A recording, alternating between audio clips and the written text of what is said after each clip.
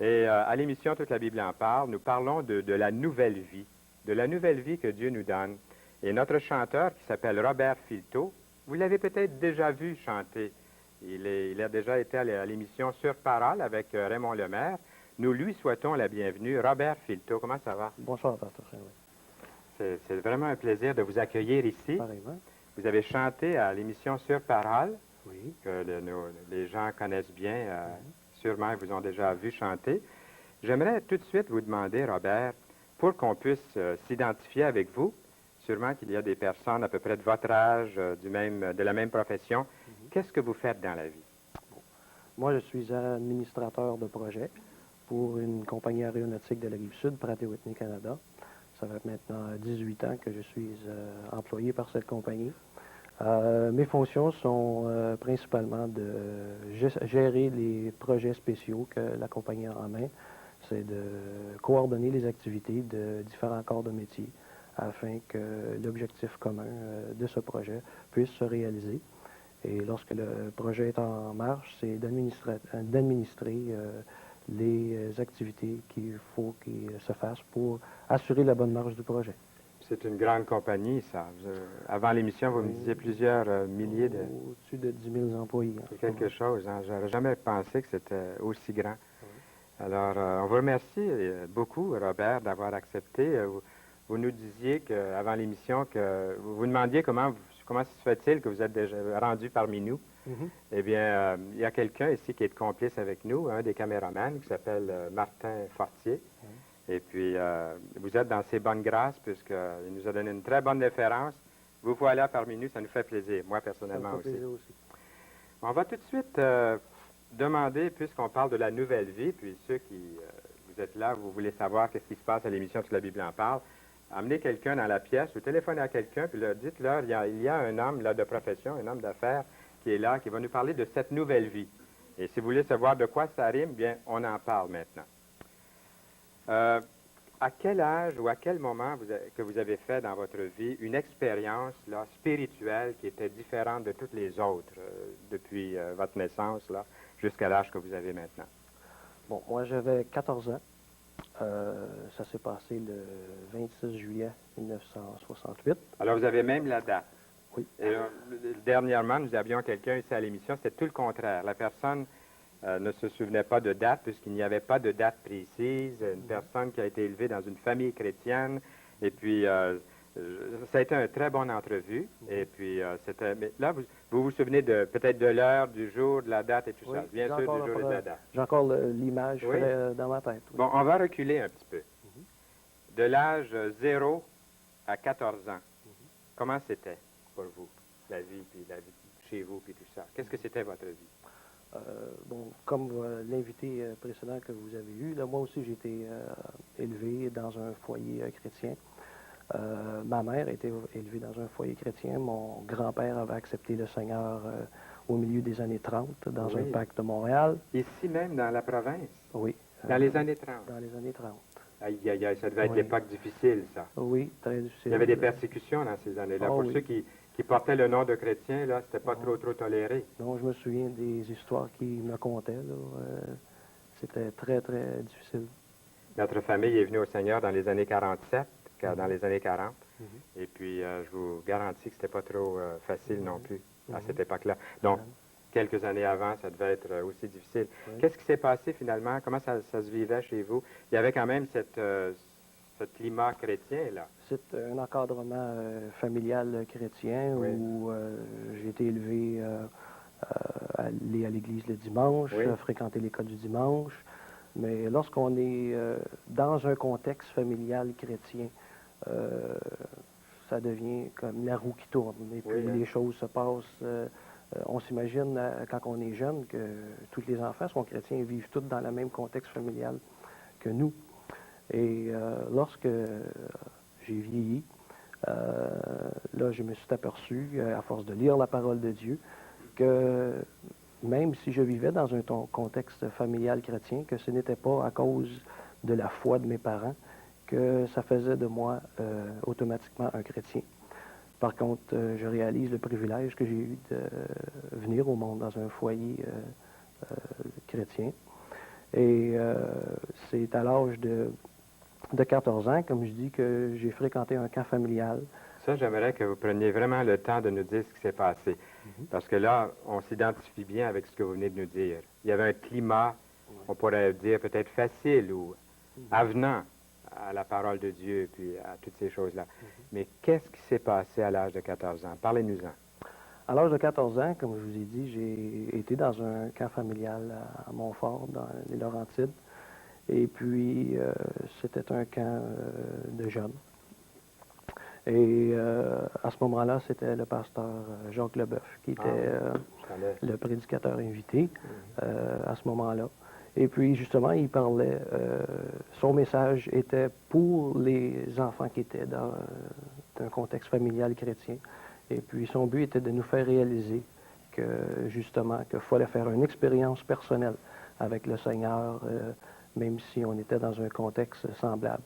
Et puis, son message était là-dessus. Et puis, c'était réellement à ce moment-là que j'ai pu réaliser qu'il fallait que je fasse un choix pour ma vie, que Dieu m'avait donné les outils pour que je fasse le choix, et puis le choix restait à moi à faire. Alors, c'est à ce moment-là que j'ai réellement pris une décision de donner ma vie au Seigneur et de le suivre avec la grâce de Dieu. Est-ce que ça se passait comme des fois dans les camps où j'ai assisté aussi comme jeune? Le prédicateur a donné son message, puis il a fait un appel, il a invité les gens à venir, à s'avancer. Est-ce que ça se passait un petit peu comme ça pour vous aussi? Dans cette même atmosphère-là, oui. Ce sont des beaux jours, le jour des camps. C'est des jours qu'on n'oublie pas. C'est des jours qu'on n'oublie pas. Par la suite de ma conversion, j'ai continué à fréquenter ce camp-là. Oui. Et puis, même encore aujourd'hui, c'est un camp qui est fréquenté par plusieurs jeunes des assemblées évangéliques. Et puis, j'encourage les jeunes qui peuvent aller dans de tels camps familiales où la parole de Dieu est enseignée, de réellement fréquenter ces camps-là et puis d'encourager les parents à envoyer leurs jeunes aussi. C'est différent parce que des fois, il y a la gêne qu'on n'a pas dans un camp. On est dans un contexte complètement relax. Bien souvent, les parents ne sont pas là, alors on est un peu moins gêné de montrer nos émotions, de dire ce qu'on pense. Alors, est-ce que vous seriez d'accord avec moi, Robert, à dire que dans les camps chrétiens, ce n'est pas de la religion qu'on nous présentait?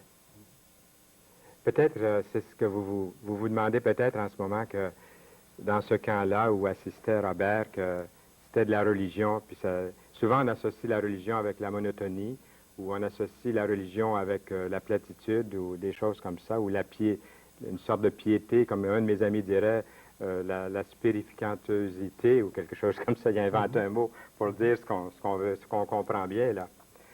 Mais c'était pas de la religion qu'on vous présentait au camp. pas du tout. C'est une personne, un sauveur. Amen. Je dis amen à ça. La personne de Jésus-Christ, car c'est le seul qui peut nous sauver. C'est la raison pourquoi il est mort sur la croix. C'est pour nous pardonner de nos péchés, afin qu'un jour, nous puissions vivre avec lui pour l'éternité. Puis quand la personne de Jésus, lui qui est vivant, puis qui est authentique, nous est présentée, puis que vous le voyez au camp dans la vie des gens qui sont là, c'est authentique, c'est vrai. Amen.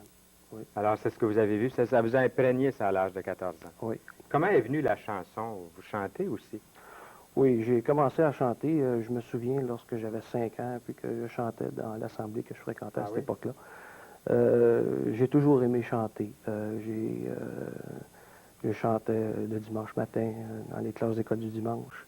Et puis, lorsque j'avais l'âge de 10 ans, je crois, mes parents ont commencé à me faire apprendre le piano. Mais la musique instrumentale ne m'intéressait pas, contrairement à ma sœur. Elle, c'était plutôt l'instrumental. Moi, c'était le chant qui m'intéressait. Par la suite, j'ai pris des cours de chant. Et puis, c'est de même que j'ai commencé à chanter. Qu'est-ce qui se passe, Robert, quand on vient au Seigneur? J'en sais un petit peu quelque chose, parce que votre témoignage ressemble, sauf que moi, je ne chante pas.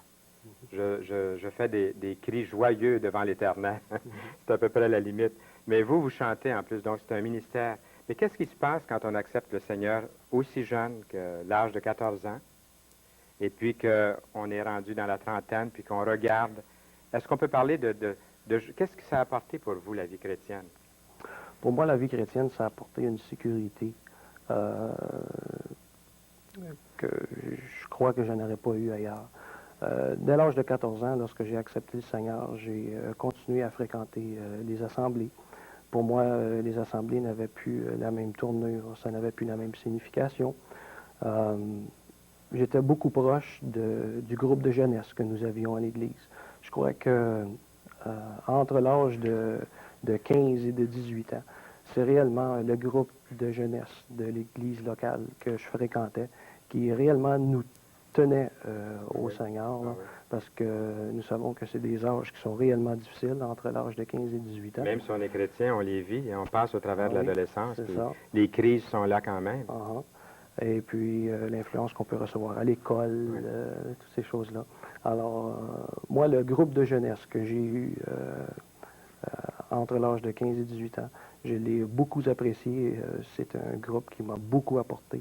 Et certainement une des raisons pourquoi je suis encore au Seigneur aujourd'hui. Et ce que je remarque, là, pour les 2 minutes de notre entrevue qui nous reste, c'est que vous avez une Bible ouverte devant vous. Vous avez remarqué que la mienne est ouverte. C'est toute la Bible, hein, ça devrait être comme ça.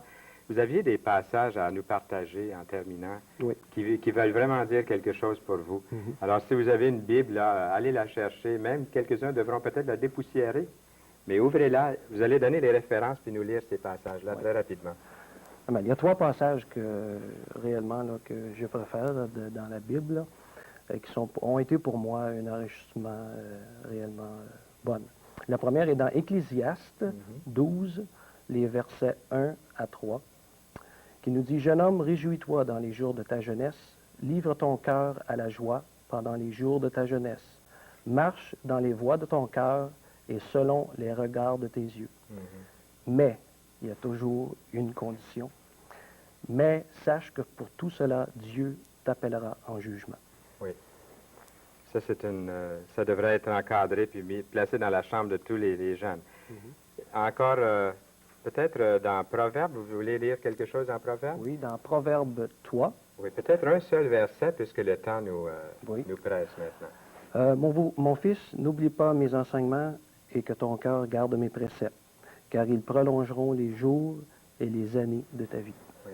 On aurait peut-être le temps pour la 3e référence, peut-être un verset de la 3e référence. C'est dans Psaume 37, les versets 4 et 5.